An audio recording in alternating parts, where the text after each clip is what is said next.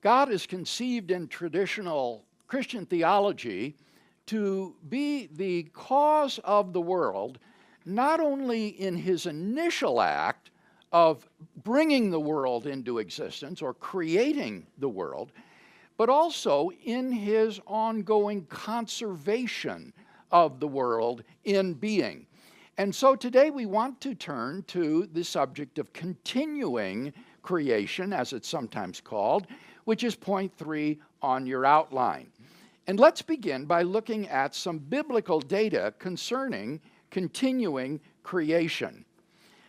While divine conservation is not as well attested biblically as creation, which is distinguished by the consistent use of past tense verbs to indicate an action at the beginning of the universe when God brought the world into being, nevertheless, there are some important New Testament passages that speak of God's conservation of the creation in being.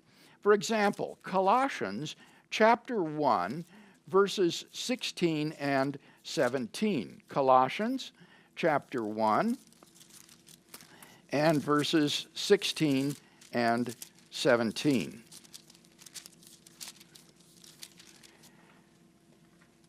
Here Paul says of Christ, "In him all things were created, in heaven and on earth, visible and invisible, whether thrones or dominions or principalities or authorities, all things were created through him and for him. He is before all things, and in him all things hold together." Now, notice the contrasting verbs in that sentence between verbs of creation, that all things were created through Christ and for Christ, but then in addition to that, all things hold together in him.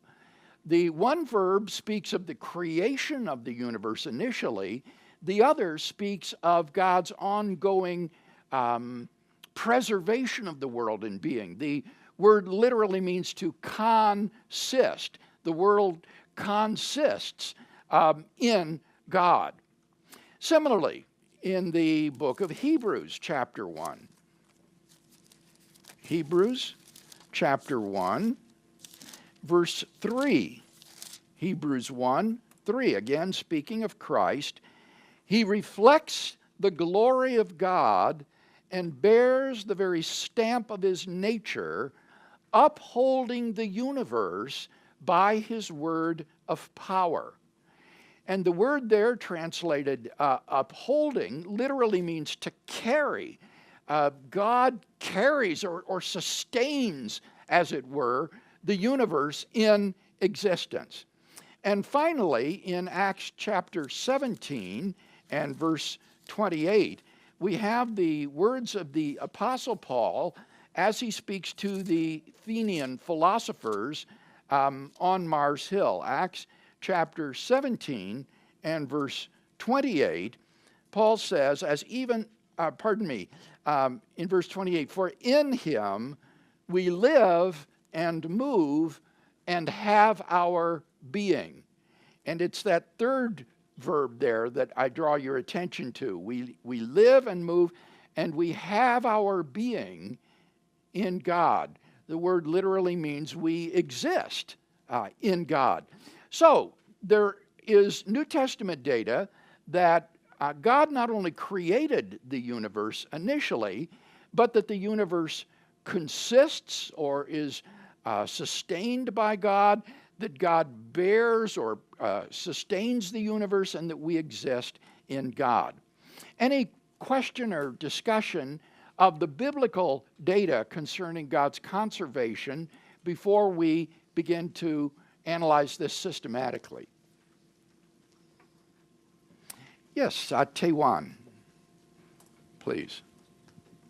Dr. Craig, I just noticed with the two passages that you quoted, they emphasize in human and human hierarchy or ruling instead of, I think it's almost like it says all things in heaven and earth, power, rulers, and authorities, and instead of like creation in material. So it's almost like God entrusts us to rule according to his empowerment.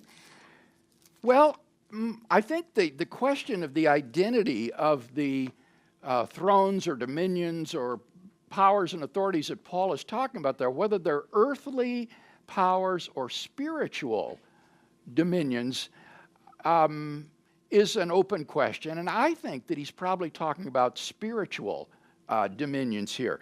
And I think, for example, of in Ephesians, where Ephesians 6, if I can find that verse. Yes, 6:12. For we are not contending against flesh and blood, but against the principalities, against the powers, against the world rulers of this present darkness, against the spiritual hosts of wickedness in the heavenly places. And I think what Paul is saying in Colossians is that even these invisible realms, these spiritual authorities and so forth, are sustained in being by Christ, not just the physical world. That would be impressive, but as Paul says, all things, visible and invisible. And so these, I think, invisible dominions refer to these angelic or spiritual dominions.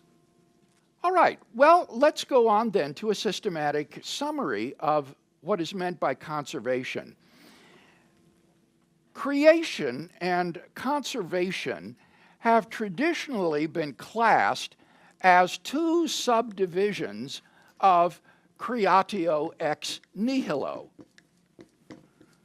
because in neither case does God create or conserve the world out of some material thing.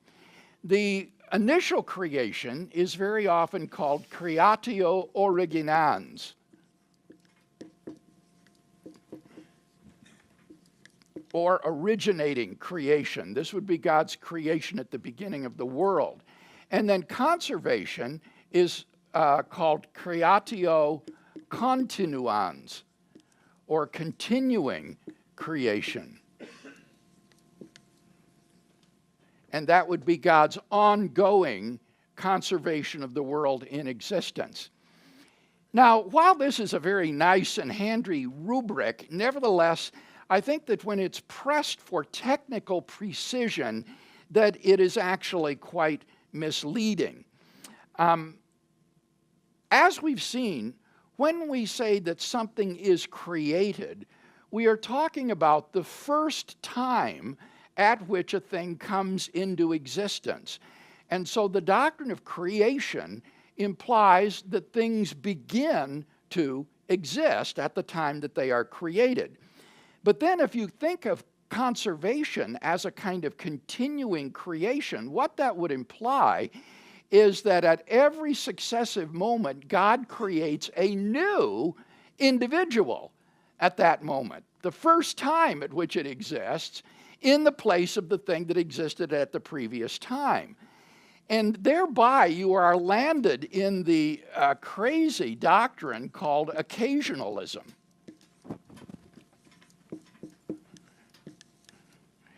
Occasionalism is the view that God is the only cause in reality.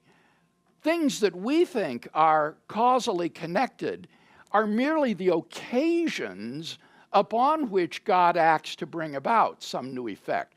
So, for example, when you see a wad of cotton exposed to a flame and it turns black and smoldering, on this view, the flame does not actually cause the cotton to turn black and smoldering. Rather, the proximity of the flame to the cotton is merely the occasion upon which God makes the cotton black and smoldering, so that there really are no secondary causes in the world. God is the only cause there is, and he simply acts on certain occasions to bring about different effects. Now, what occasionalism implies is that nobody persists through time. You never persist from one moment to another. Rather, you are, or there is a new creation at every successive moment. And therefore, this destroys personal identity and hence personal agency and responsibility. So the costs of construing conservation as a type of creation, I think, are unacceptably high. Now, if we try to elude this problem by saying, well, creation doesn't necessarily involve a first time at which something begins to exist, then I think we've really lost something important and essential to the doctrine of creation. As I explained in our lectures on creation, creation involves God's bringing something into being, where something comes into being at a time t, if that time is the first time at which that thing exists. And so I think it's preferable not to classify conservation as a type of creation. It's really quite a distinct operation of God in addition to creatio ex nihilo, conservatio or creation, conservation. Any comment about that, why we shouldn't think of conservation as a type of creation? Yes, Dennis. I was just curious as to what theologians came up with this. Maybe Calvin? Oh, one might think so, but actually it's Islamic. Medieval Muslim theologians who wanted Allah to be the absolute and only cause in the universe were occasionalists. And it was also adopted by a French philosopher who lived, I think, in the 16th century, named Nicolas Malebranche. So in Western philosophy, Malebranche would be the primary figure that would be identified with occasionalism. But it was characteristic of medieval Muslim thought because it would exalt Allah as being the only cause of anything that happens. Just when I thought I'd learned everything I could learn from you. Oh, thank you, Dennis. Yes, Ben. I was curious if this is this the indirect opposition to like the watchmaker where God creates the world and then he just steps back and lets it run by itself, and then technically under that you don't need God anymore. He just needs to start things and then it'll run on its own. And whereas this is basically saying if God stepped away from his creation or he ceased to exist, then so would everything he created. Yes, I think it is the exact opposite of what you've just described, which is deism. Deism is this sort of absentee God who is responsible for creation of the universe, and you might even say conservation, I think. I'm not sure the deists would deny conservation, but they certainly don't think that God is active in the world, whereas the occasionalist says that everything that happens in the world is caused by God and God alone. There are no secondary causes. I wonder how this relates to the tensed theory or non-tensed theory of time. It seems that the B theory, the non-tensed, has everything in existence, past, present, and future, whereas this has things coming into being constantly. How does that relate? I think that you could be an occasionalist on either theory of time. What you would simply deny is that if you think of events in time, like these three, say 1, 2, 3, and 4, you would simply deny that there is any causal connection between these events. Rather, God would be the only source of all of the events. and you would not have any causal connection among the events themselves. And I think you could hold that on either a tensed theory or a B theory of time. It would just deny that there's any internal causal connection between these secondary causes. You said that creation is distinct from this in terms of, in what way? That creation, I think, involves something's coming to being at the first time of its existence, whereas conservation doesn't imply that there is a first time at which the thing exists. God could conserve something in being without a beginning or an end. So that conservation doesn't have this notion of a beginning of existence that I think is really essential to creation. Is that clear? Yes. So, as I'll say in a moment, God's action in creation and conservation is the same. It is the bestowal of being. It is the giving of existence. Creation and conservation don't differ from each other with respect to God's action. They will differ from each other with respect to the object of that action, as I'll explain in a moment. In creation, the object comes into being, whereas in conservation, there doesn't need to be a first moment of its existence. Okay, thank you. Eric. So what would an occasionalist say on the nature of the human soul? If the world is being created every instant, does that basically mean that there's an infinite number of copies of me and my soul that are going to exist throughout eternity? It would seem to imply that, yes. You could just keep dividing any temporal interval into more and more brief slices, and unless time is composed of little discrete atoms, then that process could go on forever, so that between any two moments of time there would be an infinite number of slices, and hence an infinite number of persons in between those two times. And so that's why, as I say, this destroys the idea of personal identity over time. Bruce. You mentioned, as believing in conservation, that it doesn't require creation, but if that were the case, conservation would be something that was conserved, would be co-eternal with God if there was no beginning.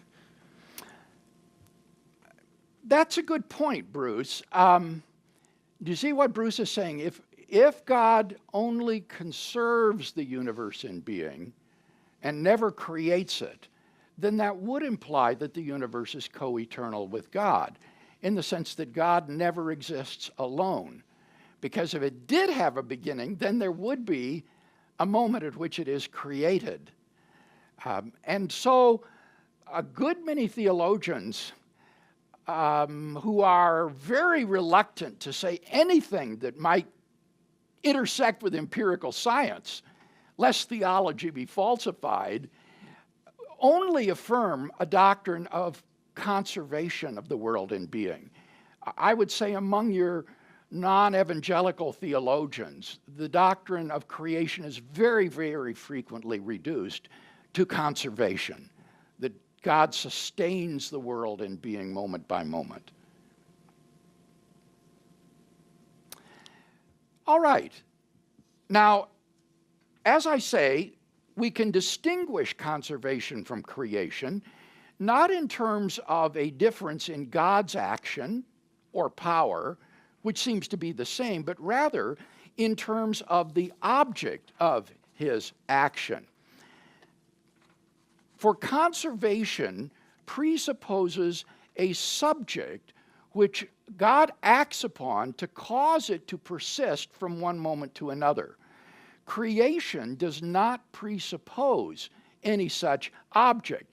Rather, in creation, the object is constituted by God's action. It comes into being. It is an absolute beginning of existence for that thing. But in conservation, there is a subject on which God acts to cause it to persevere to the next moment. So conservation should be understood, I think, in terms of God's preserving some entity E from one moment of existence to another. And so we can provide this analysis of divine conservation. God conserves E, where E is any entity that you want to pick, if and only if God acts upon E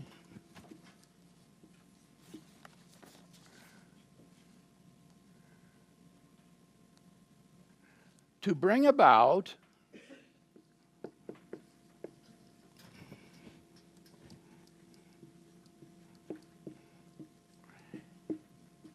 E's existing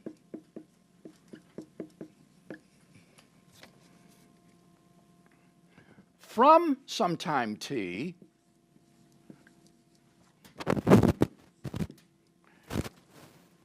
until some other time or some later time, t prime, which is later than t, through every subinterval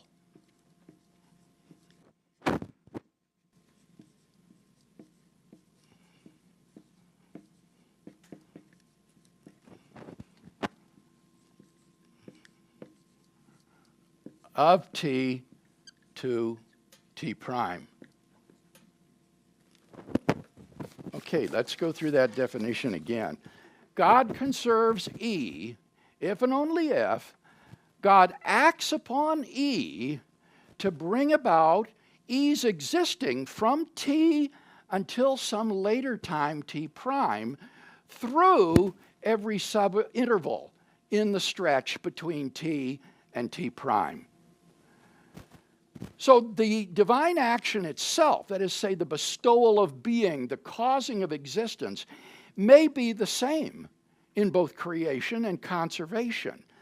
But in creation, it does not presuppose a prior object, and it may be instantaneous, simply at a time t, whereas in conservation, it does presuppose a prior object, and it occurs over an interval of time.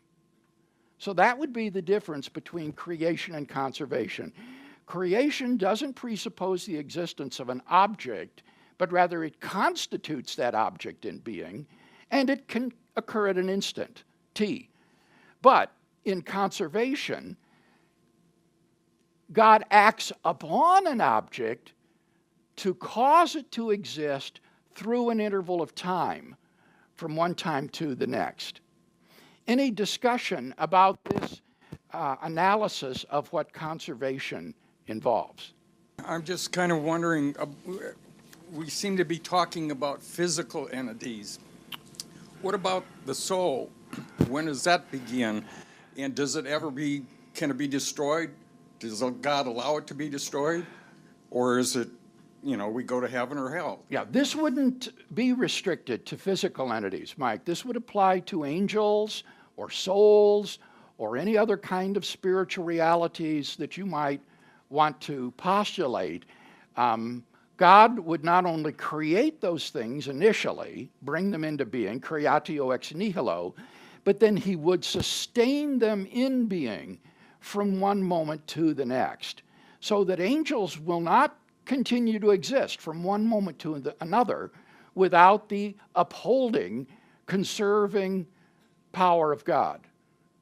Along that same lines, I have heard people try to equate God's conservation with physical forces, specifically the strong nuclear force, saying that God is physically holding the protons together within the nucleus. And if he were to withhold that, then everything would cease to exist. Yeah, I think, Kevin, that is a case of the very bad strategy of God of the gaps, where you don't understand what holds the atomic nucleus together despite the repulsion of the protons from one another.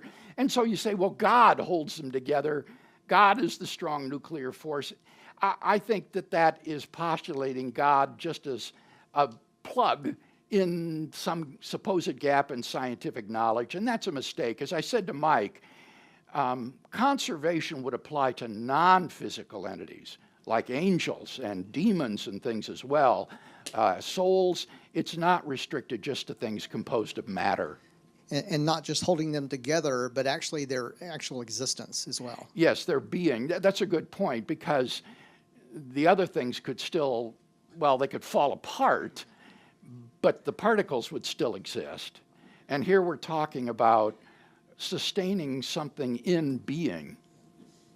I just want to make sure I have distilled this to its Right. simplest form for my simple brain. Conservation means God sustains, not creates a thing across intervals of time.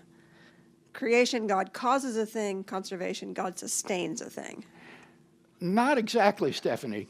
Both of these are causal relations. So you can't say in creation God causes something, but in conservation he sustains it. They're both causation. Rather, what you want to say is that in creation God brings it into being at a first time of its existence. He constitutes it in being. And then the difference with conservation would be, as someone else pointed out, it doesn't presuppose a beginning of existence. It could go back forever and at every moment be sustained and held in being by God. Is that clear?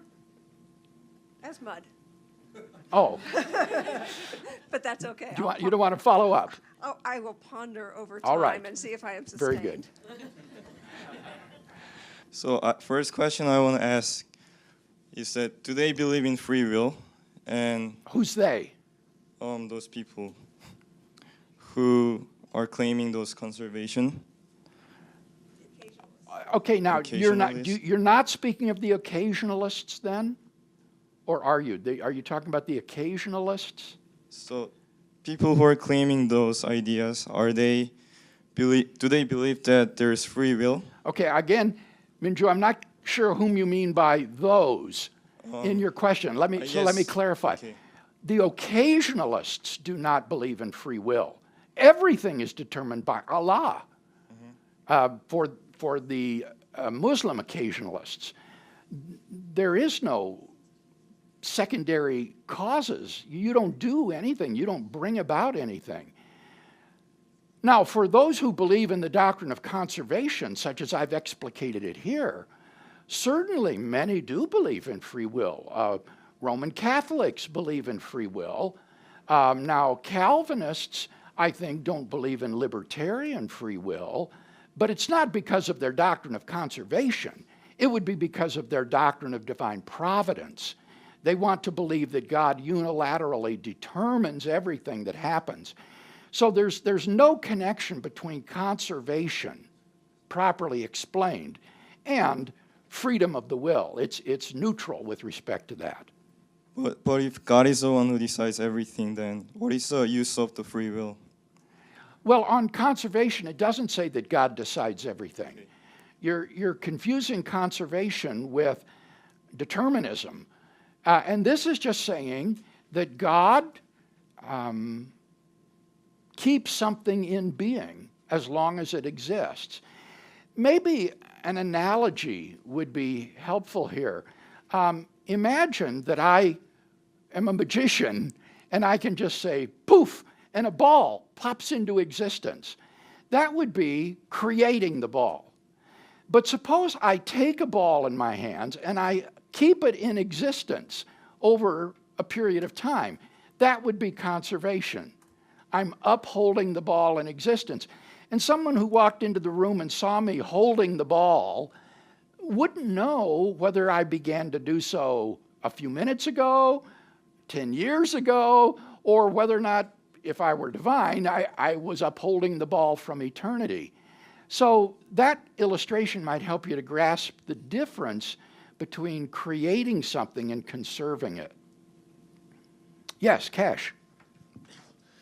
Maybe I'm like Stephanie and my small brain just isn't working with this, but I'm having a difficulty with the idea that something can exist from eternity past, but still be a caused thing in the sense of you're saying that on conservationalism there's still a causal relationship, but if something has potentially existed alongside God for eternity, then is that not like just an abstract object that God did not create, that is just there, that he's... Wow.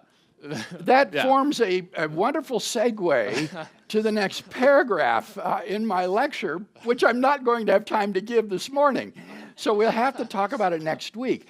I think, Cash, that there's a different category that has been overlooked by theologians that would be applicable to God's relationship to any abstract objects that you might want to postulate, like numbers, sets, and other mathematical objects.